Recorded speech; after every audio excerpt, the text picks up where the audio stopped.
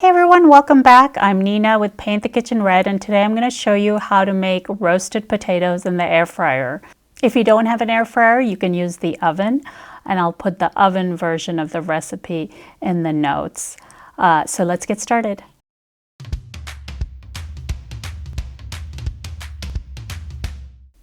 This is a really simple recipe. There aren't a lot of ingredients. I like to use Yukon Gold potatoes. You'll need 1.5 pounds cut into 1-inch cubes.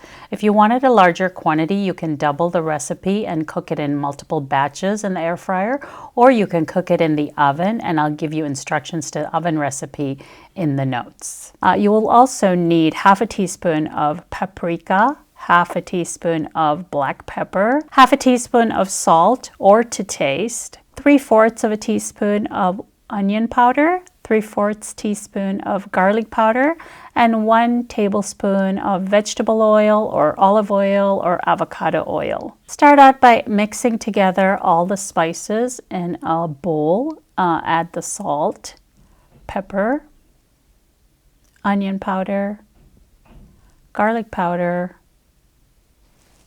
paprika, and you can also add some chili powder if you like it spicy, and the oil.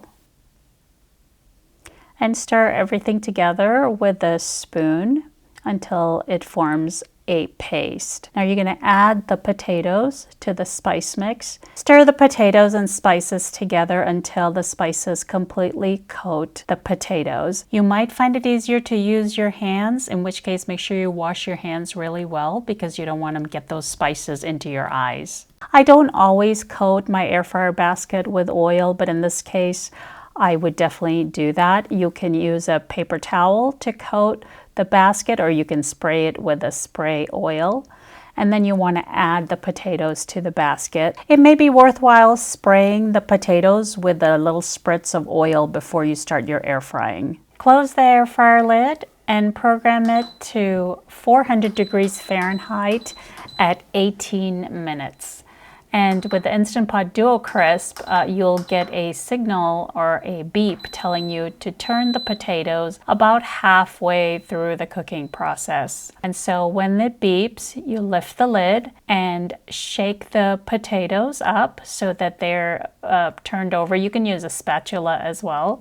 And you can give it a quick spritz of oil too in order to avoid any sticking. And then continue the cooking. It should automatically start cooking where it left off. Once the time is up, make sure the potatoes are cooked through. You can always add another 2 to 3 minutes if you want them cooked a little more. These potatoes make a great side dish for dinner, but I also like to serve them with breakfast as breakfast potatoes. They go great with eggs and bacon, and so I hope you get to try this recipe out, and thank you for watching, and I'll see you next time.